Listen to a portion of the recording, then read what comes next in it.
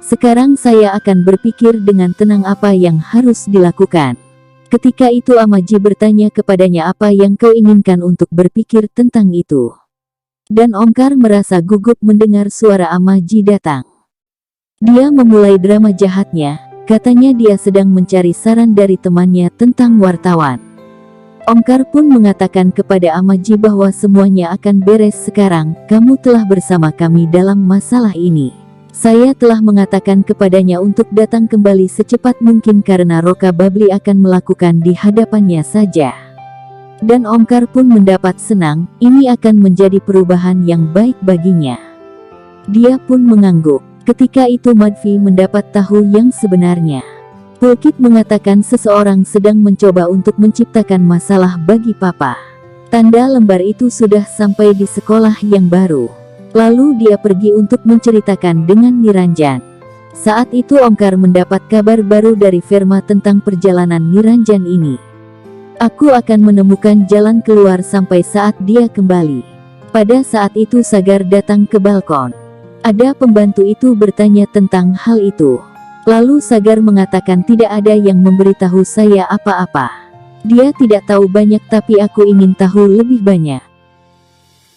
Lalu Sagar memberitahu ada kaki Ganga yang keluar dari bawah sofa. Dan dia pun menyingkirkan pakaian itu dan menemukan Ganga ada di sana. Lalu Sagar mencoba untuk membangunkannya dan Sagar berpikir bahwa dia tidur di sini. Sagar pun terus memintanya untuk bangun. Hari Sagar meminta Fufaji untuk memulai puja, apakah Ganga akan sembuh atau tidak. Omkar mengatakan kepada Amaji bahwa dia akan melakukan hafan untuk kepuasan Sagar. Dia pun mengangguk. Lalu Omkar duduk untuk puja. Omkar berkata, bagaimana saya bisa melakukan ini? Aku tidak ingin membunuh gadis itu. Itu semua tidak disengaja. Saya tidak tahu apa yang akan terjadi sekarang. Saat itu Amaji senang bahwa Omkar melakukan begitu banyak untuk keluarga mereka. Madfi juga tidak terkesan melihat Omkar. Lalu Sagar mencoba menarik saudaranya untuk duduk di puja tapi Pulkit tetap ingin diam di tempatnya. Pulkit berkata, tidak ada gunanya melakukan apa-apa sekarang. Ia berpikir bagaimana positif tentang situasi dan bagaimana dia membantu Ganga. Sagar juga berpikir tentang Ganga bagaimana dia selalu bersamanya, membantunya, dan mendukung dia dalam segala sesuatu. Ketika itu dokter memberitahu ada beberapa gerakan di jari Ganga. Lalu dokter itu memeriksa denyut nadinya. Ada harapan bahwa ia akan diselamatkan. Lalu pembantu itu menginformasikan kepada orang lain. Pulkit mengatakan kepada Sagar bahwa pujanya adalah memiliki efek yang diinginkan. Ini tidak kurang dari keajaiban. Akhirnya Pulkit bergabung dengan mereka untuk puja. Ketika itu Maharajji menawarkan air untuk mereka tapi tidak satupun dari mereka membawa minuman itu. Dan juga Madfi berdoa untuk pemulihan Ganga. Pada saat itu Ganga batuk. Dan dokter itu segera memeriksanya. Dokter mengumumkan bahwa Ganga sudah sadar. Semua orang akan senang. Amaji mengucapkan selamat Omkar dan Sagar karena keyakinan mereka. Omkar mengatakan itu adalah berkat dari Tuhan. Mereka semua pun masuk ke dalam. Ketika itu Madfi membantu Ganga duduk. Dokter mengatakan kepada mereka untuk membuat minuman limun untuk Ganga. Ini akan memberi kekuatannya. Pembantu itu pun pergi untuk membuatnya. Dokter bertanya kepada Ganga, apakah kau bisa ingat dalam kasus seseorang memberi sesuatu padamu untuk makan atau minum? Ketika itu Omkar merasa takut karena Ganga bisa jadi akan memberitahu mereka tentang aku. Ganga pun melihat Omkar yang menatap. Ganga pun menunjukkan jarinya ke arah Omkar. Semua orang melihat dia terkejut kebingungan. Ganga mengatakan aku minum dari campuran tablet manis di dalam air itu. Aku mulai merasa pusing setelah itu. Aku tidak tahu apa yang terjadi kemudian. Mereka semua melihat Omkar dengan tajam. Kemudian Maharajji yang membawa airnya dan air itu disambut oleh Omkar dan dari situ aku tidak tahu air itu dimasuki apa kata Maharajji. Omkar berkata, aku hanya mencampur tablet gula saja agar ia memperoleh kekuatan.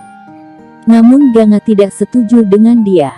Ganga berkata, kamu memiliki campuran sesuatu yang lain. Lalu Ganga meminta Madvi untuk membawanya ke kamar Omkar.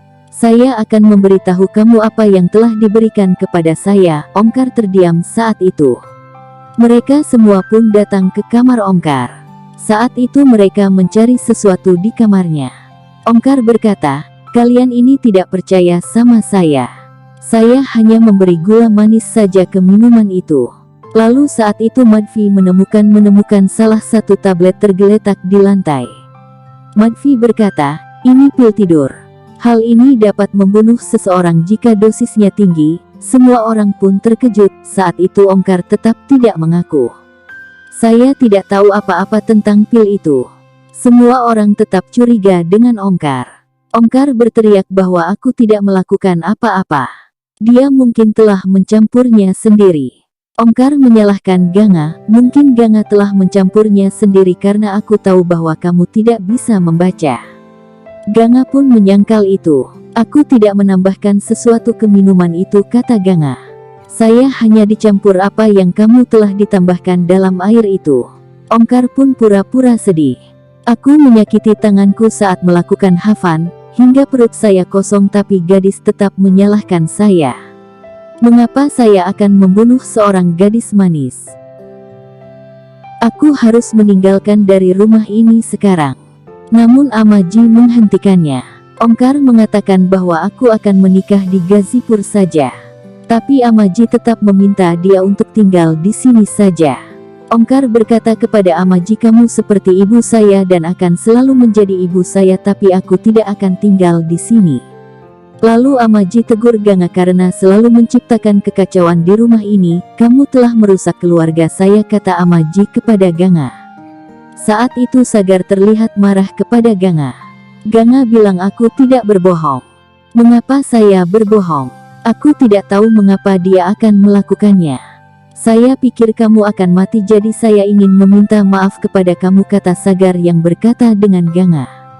Dia melakukan yakya untuk kamu dalam semalam ini. Mengapa ia akan mencoba untuk membunuh kamu? Yang benar adalah, kamu tidak menyukainya. Lalu Ganga mengatakan, kamu akan menyadari satu hari bahwa saya tidak buruk. Kamu pasti akan bertobat. Karena memang Ganga, saya tidak pernah berbohong. Dari situ. Ketika itu Ganga berpikir, bersumpah bahwa suatu hari nanti Sagar akan datang kepadaku sendiri dan dia akan minta maaf padaku.